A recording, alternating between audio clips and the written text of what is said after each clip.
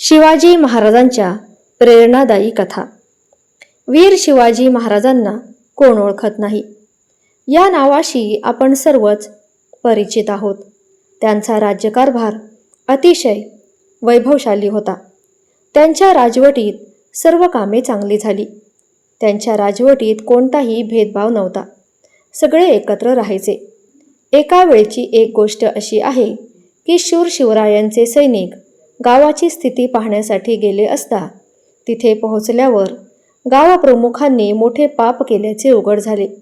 खरे तर गावकऱ्यांनी सैनिकांना सांगितले की प्रामुख्याने गावातील एका तरुणाने विधवा महिलेच्या इज्जतीला कलंक लावला आहे आणि ही गोष्ट शिपायांना कळताच ते थेट गावप्रमुखाच्या घरी गेले व तिथून गावप्रमुखाला अटक करून शिवाजी महाराजांकडे घेऊन गेले।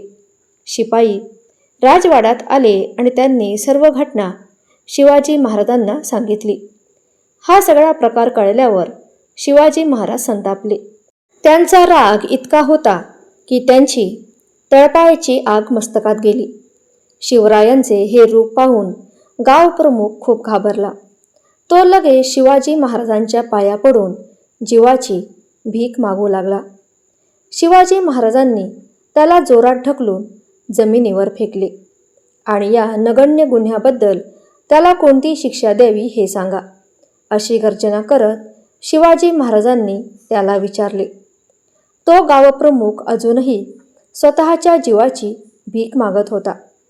तेव्हा शिवाजी महाराज आपल्या सैनिकांना म्हणाले, मी स्त्रियांचा खूप आदर करतो। आई आणि बहीण म्हणून मी तिच्या जबाबदाऱ्या चांगल्या प्रकारे पार पाडतो आणि या पाप्याने निर्मळ मनाच्या स्त्रीच्या भावनांशी खेळ केल्यामुळे या माणसाचे हातपाय कापले पाहिजेत, जेणेकरून भविष्यात कोणीही असा गुन्हा करण्यापूर्वी 100 वेळा विचार करेल।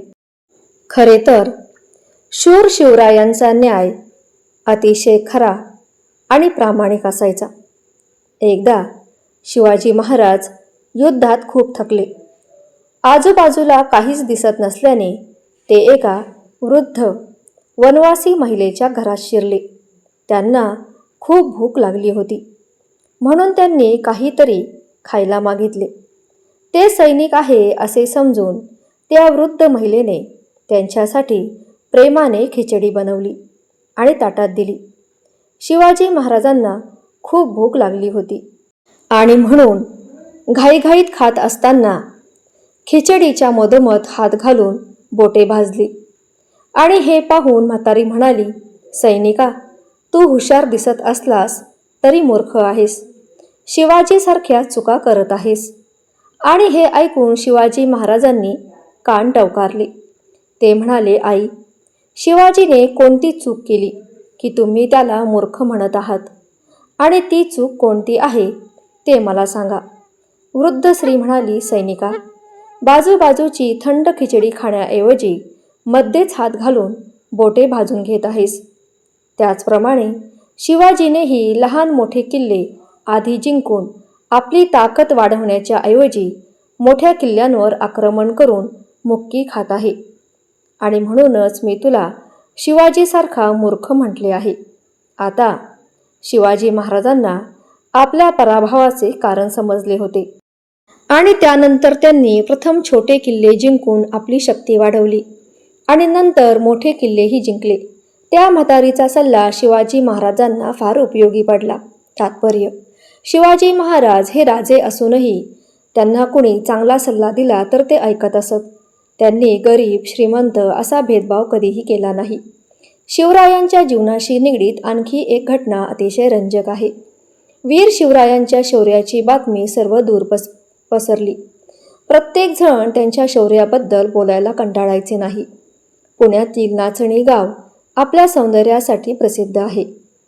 एक काळ असा होता की गावात रोज कोणत्या ना कोणत्या प्राण्याचा किंवा माणसांचा बळी जायचा। तिथे काय चालले आहे ते लोकांना समजत नव्हते आणि लोक रोज भीतीने जगत होते। त्या सर्वांना वाटले की आता या समस्येवर शिवाजी महाराजांचा सल्ला घ्यावा लागेल आणि ही तक्रार घेऊन सर्व ग्रामस्थ शिवाजी महाराजांकडे पोहोचले. शिवाजी महाराजांनी त्या सर्व गावकऱ्यांचे म्हणणे लक्षपूर्वक ऐकले आणि गावात होत असलेल्या शिकारीची सत्यता जाणून घेण्यासाठी आपल्या सैनिकांना पाठवले. काही दिवसानंतर सैनिकांना कळाले की तो वाघ आहे, जो सर्वांची शिकार करत आहे. शूर शिवाजी महाराजांनी स्वतः हिंमत एकवटली आणि वाघाला मारण्यासाठी गाव गाठले. वाघ समोर येताच सैनिक घाबरून मागे सरकले, पण शिवाजी महाराज तिथे खंबीरपणे उभे राहिले. शेवटी शिवाजी महाराजांनी वाघाला मारले. वाघाचा मृत्यू होताच सर्व ग्रामस्थांनी आनंदात उड्या मारून वीर शिवाजी महाराजांचा जयघोष केला. वीर शिवाजी महाराज अतिशय शूर होते हे सर्वांनी मान्य केले. एकेकाळी शूर शिवाजी महाराजांना जंगलात फिरावेसे वाटले. त्यांच्या मनात इच्छा होताच ते जंगलाच्या दिशेने निघाले. शिवाजी महाराजांना शिकारीची आवड असल्याने शिकार शोधायला सुरुवात केली. घोड्यावर बसून ते सतत शिकार शोधत असताना अचानक एक दगड उसळत आला आणि शिवाजी महाराजांच्या डोक्यावर आदळला आणि या दगडामुळे थोडा ओरखडाही आला होता. हे पाहून शिवाजी महाराज क्रोधाने संतापले. तो दगड कोणी फेकला हे पाहू लागले. त्यांनी सगळीकडे पाहिलं, पण कोणीच दिसत नव्हतं. तेवढ्यात अचानक झुडपातून कुणाच्या तरी पावलांचा आवाज आला. शिवाजी महाराज झुडपाजवळ गेल्यावर त्यांना एक वृद्ध स्त्री हात जोडून उभी असल्याचे दिसले. ती स्त्री घाबरलेली पाहून शिवाजी महाराजांनी तिला विचारले, तुम्ही इतके घाबरलेले का आहात? या प्रश्नावर ती स्त्री उत्तरली, महाराज, चुकून तुमच्या अंगावर पडलेला दगड मीच झाडावर फेकला होता. खरं तर मला बाजारात विकण्यासाठी आंबे तोडावे लागतात आणि आंबे तोडता येत नव्हते म्हणून मी दगडाचा आधार घेतला. कृपया मला माफ करा. असे हात जोडताना त्या वृद्ध स्त्रीला पाहून शिवाजी महाराजांना अपराधी वाटले. त्यांना वाटले की त्या माझ्यापेक्षा वयाने खूप मोठ्या आहेत आणि त्या अशा डोके वाकून माझ्यासमोर उभे आहेत. मग शिवरायांनी त्या झाडाचाही विचार केला, जो दगड मारूनही मोठ्या नम्रतेने उभा राहिला. वीर शिवाजी महाराजांनी त्या महिलेला माफ केले आणि त्या बदल्यात तिला सोन्याची नाणीही भेट दिली. वीर शिवाजी महाराजांची ही प्रेरणादायी कथा आपल्याला शिकवते की आपण जीवनात सदैव स्थिर राहिले पाहिजे. शिवाजी महाराजांचे वडिलांचे नाव शहाजी होते. युद्ध करण्यासाठी ते अनेकदा घरापासून दूर राहत. त्यामुळे शिवाजी निडर आणि शूर असल्याबद्दल त्यांना फारसे ज्ञान नव्हते. काही कारणामुळे ते शिवाजी महाराजांना विजापूरच्या सुलतानाच्या दरबारात घेऊन गेले. शहाजी राजांनी 3दा वाकून सुलतानाला नमस्कार केला आणि शिवाजी महाराजांना करण्यास सांगितले. पण शिवाजी महाराज आपले डोके उंच करून सरळ उभे राहिले. परकीय राज्यकर्त्यांपुढे ते कोणत्याही किमतीत डोके वाकवायला तयार नव्हते. एवढेच नाही तर ते सिंहासारखे अभिमानाने चालत दरबारातून परत गेले. त्यामुळे छत्रपती शिवाजी महाराज हे निडर आणि ज्ञानी सम्राट म्हणून ओळखले जातात. छत्रपती शिवाजी महाराज जेवढे तलवारबाजीत पारंगत होते तेवढेच ते चारित्र्य संपन्न होते. त्यांनी आपली चारित्र्य आणि तलवार यांना कधीही डाग लागू दिला नाही. एकदा शिवाजी महाराजांच्या शूर सेनापतीने कल्याणचा किल्ला जिंकला. शस्त्रास्त्रांच्या साठ्याबरोबरच त्यांना अमाप संपत्तीही मिळाली. एका सैनिकाने मुघल किल्ल्यातील सून, जी दिसायला अतिशय सुंदर होती, ती सेनापतीसमोर भेट देण्यासाठी आणली. तो सेनापती त्या तरुणीच्या सौंदर्याने मोहित झाला. सेनापतीने ती मुलगी शिवाजी महाराजांना नजराणा म्हणून भेट देण्याचे ठरवले. सेनापती तरुणीला पालखीत घेऊन शिवाजी महाराजांच्या दरबारात पोहोचले. त्यावेळी शिवाजी महाराज आपल्या सेनापतींशी राज्यकारभाराबाबत चर्चा करत होते. युद्ध जिंकलेल्या सेनापतीने शिवाजी महाराजांना नमस्कार केला आणि म्हणाला, महाराज, विजयानंतर मी कल्याणहून आणलेली एक गोष्ट मला तुमच्यासमोर मांडायची आहे. आणि असे म्हणत त्यांनी एका पालखीकडे बोट दाखवले. शिवाजी महाराजांनी पालखीचा पडदा उचलताच पालखीत एक सुंदर मुघल मुलगी बसलेली दिसली. शिवाजी महाराजांचे डोके शरमेने झुकले. यानंतर आपल्या सेनापतीला फटकारून ते म्हणाले, माझ्यासोबत राहूनही तुम्हाला माझा स्वभाव समजला नाही. शिवाजी इतरांच्या माता मुलींना स्वतःच्या माता मानतो. उशीर न करता त्यांना आदराने त्यांच्या आईकडे सोडा. एकीकडे तो सेनापती स्वतःला बक्षीस घेण्यास पात्र समजत होता आणि त्याला असे बक्षीस मिळाले की शिवाजी महाराजांकडून फटकारले गेले. सुभेदाराच्या सुनेला तिच्या घरी पाठवल्याशिवाय त्याच्याकडे पर्याय नव्हता. पण यासोबतच त्याला लाजही वाटली. त्याने शिवाजी महाराजांचे चारित्र्य ओळखले. छावणीतील महिलेला पूर्ण सन्मानाने तिच्या छावणीत नेण्यास आले. तर मित्रांनो, आपण प्रत्येकाकडून काही ना काहीतरी शिकत असतो. तसे शिवाजी महाराजांकडून शिकण्यासारखे बरेच काही आहे. एकदा शिवाजी महाराज तोरण्याहून राजगडाकडे जायला निघाले होते. राजगड अजून खूप दूर होता, पण दिवस मावळ्याला खूपच थोडा अवधी राहिला होता. राजगडावर पोहोचणं शक्य नव्हतं. साहजिकच महाराजांनी वाटेत असलेल्या एका गडीवजा किल्ल्यावर मुक्काम करण्याचा निर्णय घेतला. थोड्याच वेळात महाराज सोबत्यांसह इच्छित छोट्या किल्ल्यावर पोहोचले. परंतु दिवस मावळला होता आणि त्याही गडाचे दरवाजे बंद झाले होते. आता काय करायचं असा प्रश्न साऱ्यांच्या चेहऱ्यावर उमटला. पण दिवस मावळून अर्धा घटकाही झाला नव्हता.